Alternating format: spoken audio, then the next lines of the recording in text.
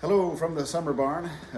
It's a rainy old evening and not much else we can do outside. So tonight we're going to spend some time at our forge making knives. It's my new hobby, and had a request from a friend at church for a hunting knife for his son.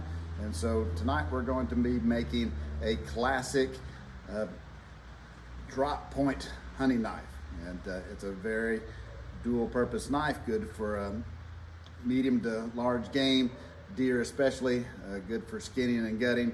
And so we're going to be using railroad spike for this. And I know railroad spike's not the best steel for making knives, but just frankly I have a lot of it and I enjoy working with it. And my experience, it's been good enough for just general use. But let's see the process and see how it turns out. So I have a template here for multiple drop point knives. Basically just changes in size, the length and the blade and the handle. And so for Sam, I think we're going to go with number 2 up here. The handle's a little bit short for my hand, but I think it'll fit Sam fine. So the standard way to make a railroad spike knife is what you see here with the twisted handle, leaving that spike end on there for kind of a bolster. We're probably going to do a little bit different than that. I'm going to end up flattening that spiked end down, and do a full tang knife, and see what it looks like.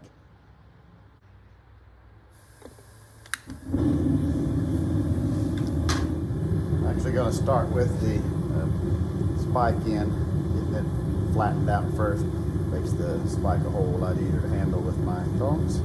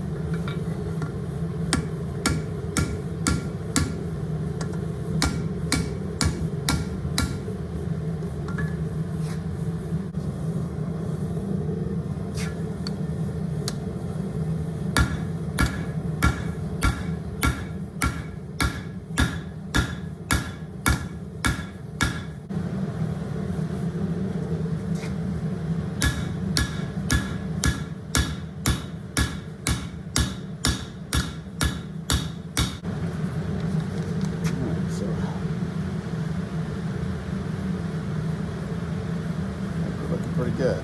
I like it.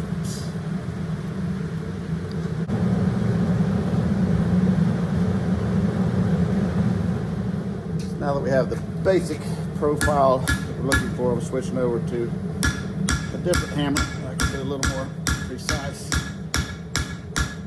shaping work, especially down here on the blade.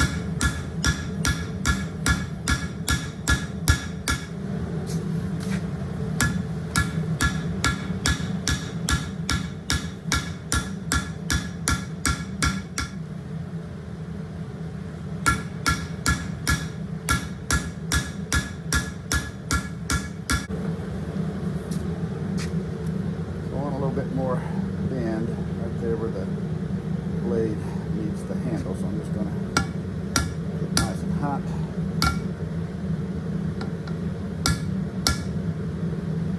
See the blade bend there. Pour that back out.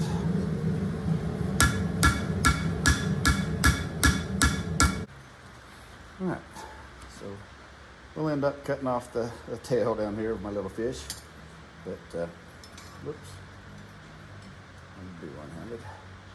I think we've got a good rough shape. We can start working on some final shaping here.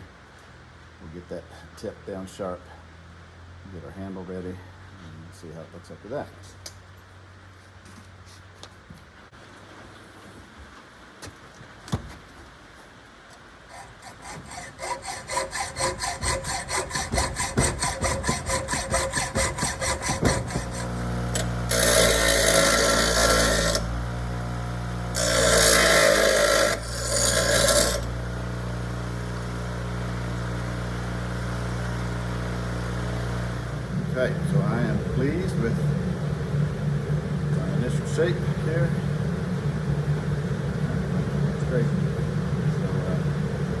shape we're looking for. Very good. I think it's time to put it in the quench. Get it hard.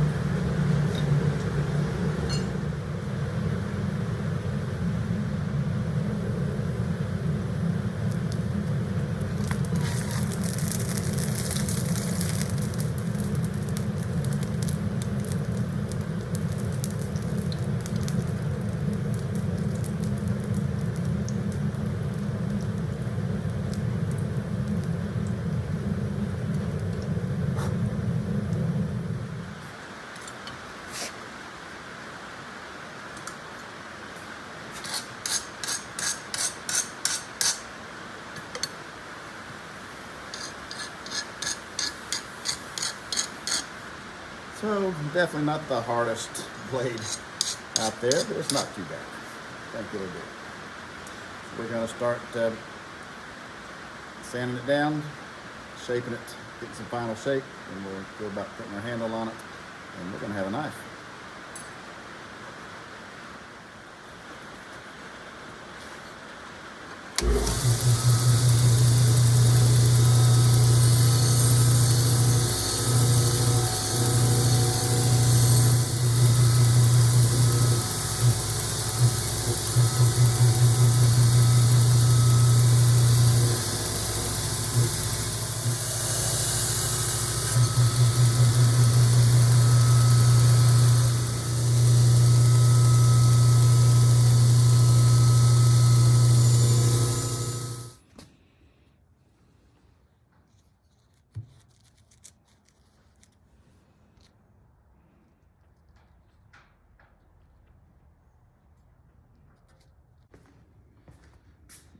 All right, so took a day break between the forging process and the fit and finish.